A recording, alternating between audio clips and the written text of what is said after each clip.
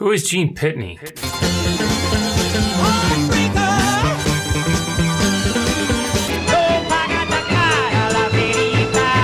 He studied electronics. What a town without pity can do. So I beg you. Thank you very much. In high school, Connecticut. Well, this is fantastic. So on the day that I started recording this kind of podcasty thing, it's also the day I started recording vocals for the Gene Pitstains, which is a EP of sorts that is expandable. Like, I can add more songs to it. Basically, it's covers of Gene Pitney songs. It's so sad.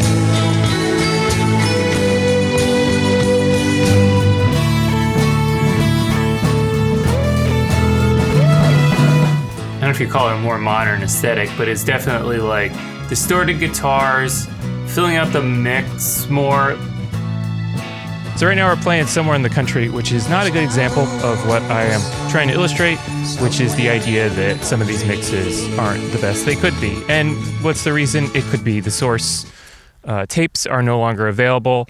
A lot of the mix downs they'd be bounced into tracks. Most of the ones I did are like 1967, so you'd assume that he probably at least had a 4-track. But either way, they're bouncing stuff to tracks, so it's hard to, like, in the future, remix that. And if the master tapes no longer exist or are damaged, that also hinders the ability to make proper remasters to today's standards, or more specifically, things like bass. In some of the songs, they're kind of buried. Somewhere in the Country is not a good example of this, but Something's Got a Hold of My Heart and Backstage, bass is a little buried. You know, modern mixes have kind of this sub-bass floor that never existed back in the day because vinyl couldn't, there's only so much bass you could put on vinyl before the needle jumped. So it's just kind of recording it to a particular style that is like a little more brash, has almost kind of like vintage-y synths, which he never used. The modern take on vintage, basically. And yeah, it was 2018. My wife wants me to tell you that it was her idea completely. It was definitely the Pitstains were her idea. And she also went out and bought a bunch of skinny ties. And that was the extent that she contributed to it. I think there was some differences about how the lyrics should be. I remember the way things really were, so basically I recorded the instrumentals and I had decided, okay, if you want to do your kind of lyrics, you do yours and I'll do mine. And mine were gender flipping sometimes. Shady Larry brings me down. Day and night, hiding now. I'm so afraid to come around. So I recorded instrumentals in 2018. I ended up using them for Doubt That Matrix videos, and I had no intention of, if it was on a to-do list, it was on like the to-do list of things that you go, if that never gets done, it's no big deal to me. Because I stopped singing like, I don't know, I think 2018 is when I vowed not to sing anymore, just because I don't enjoy it. I don't think I'm the best singer in the world by a lot. The process is, like, I can lay down all the instrumental tracks in the time it takes me to record all the vocal tracks. Like, it's just so slow. And knowing what you're naturally good at and going, okay, look, if it comes natural, I should gravitate towards that. The only reason I ever sang in the past was just because I was the only person I knew who sang, and so I needed to put down lyrics on songs. Then it's like, I'm the one who has to get it done. And I think Gene Pitney has a trebly voice, Also known as tenor. It's funny because it's like the songs he's singing, which he doesn't write any of these songs. This is from like a time period of writers and singers being separated, where it's like a singer gets a song. You're doing this song. And if you do really good, you could pick the next song. So the songs are ridiculous sometimes.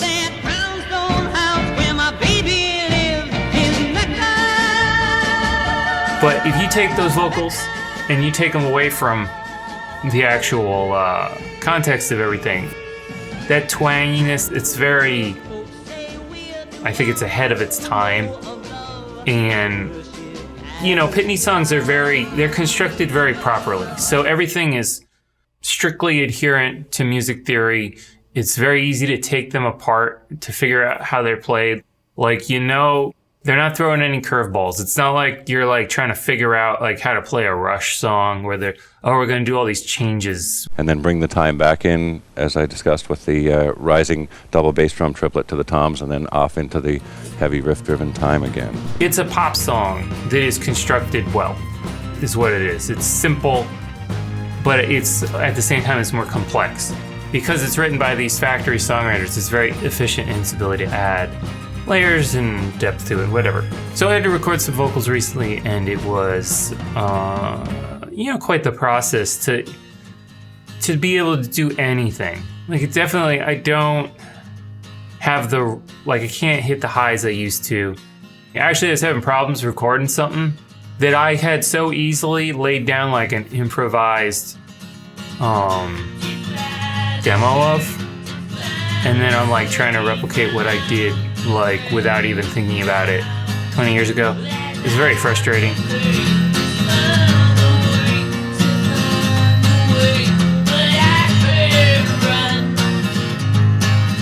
And so I was just like, let's switch to Somewhere in the Country. Somewhere in the country.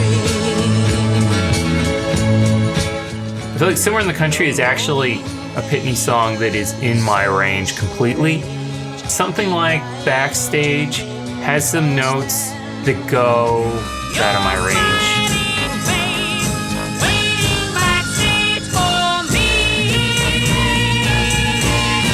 And that is when it occurred to me that I could put Gene Pitney in the songs.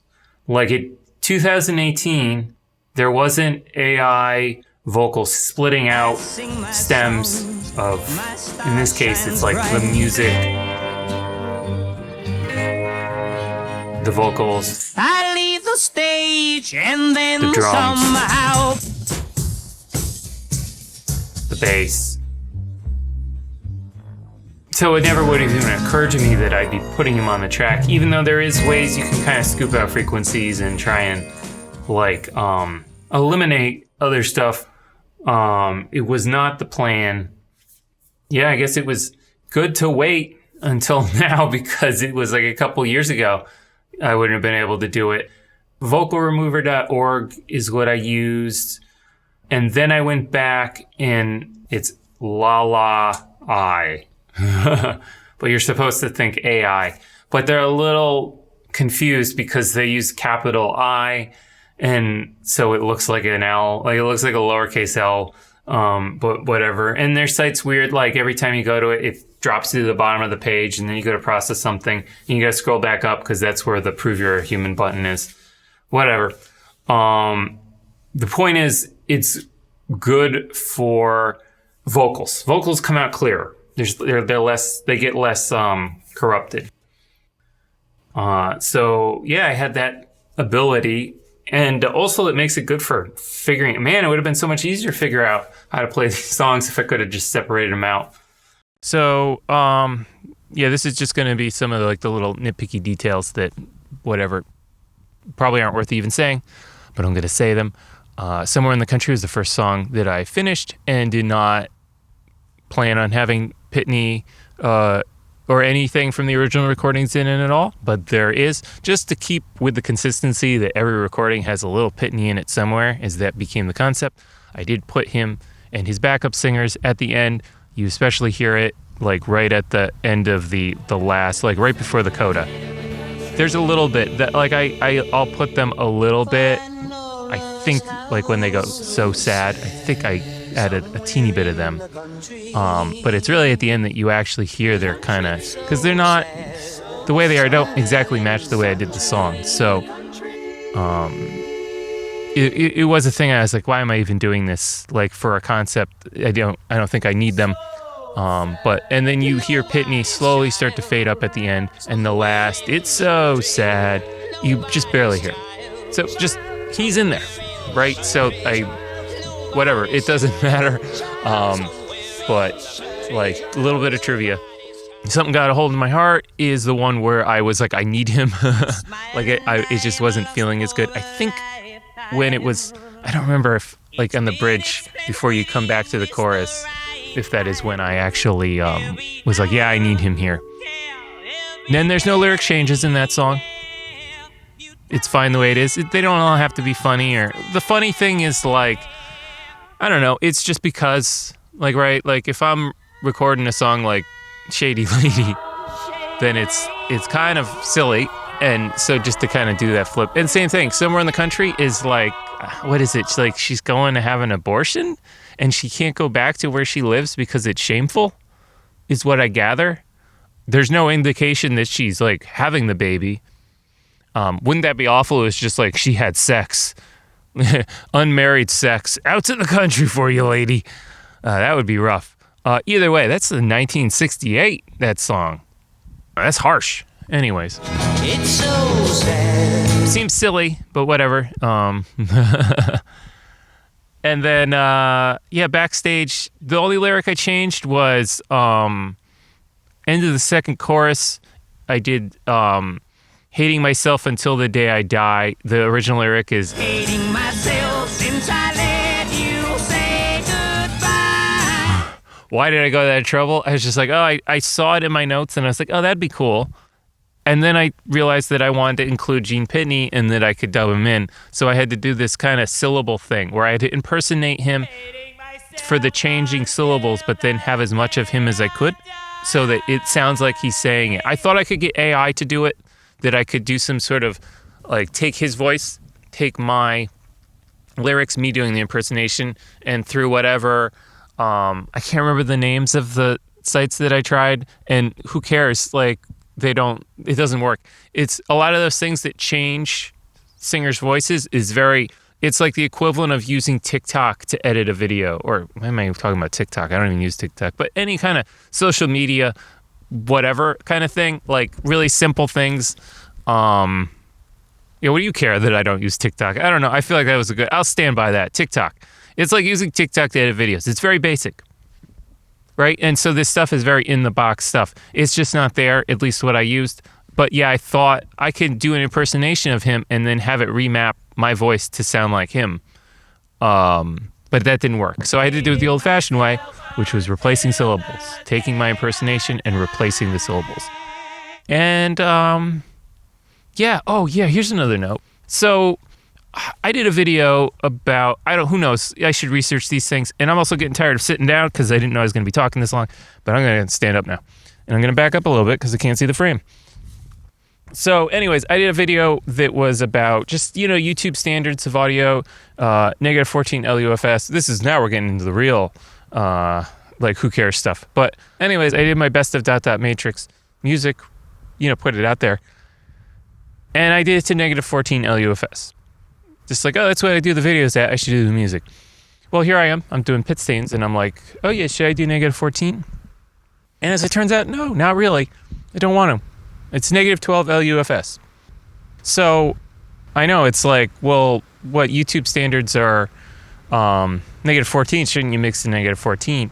But really, I was listening to some recordings and people get concerned about like, that precious dynamic range. That dynamic range that you're not even using really in a pop song. Like you don't need that dynamic range. So just a little side note, and I may just cut this because it's kind of super pedantic and I could talk about it somewhere else.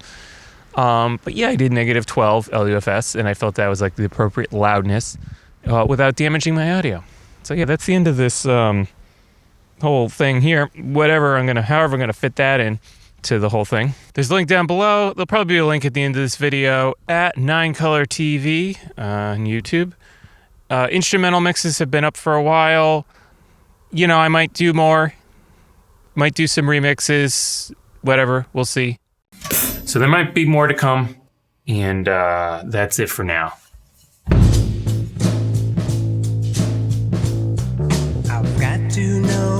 this is the real thing. I've got to know what's making my heart sing. Oh, yeah. You smile and I am lost for a lifetime. Each minute spent with you is the right time. Every hour, yeah, every day, yeah. You touch me and my mind goes astray. And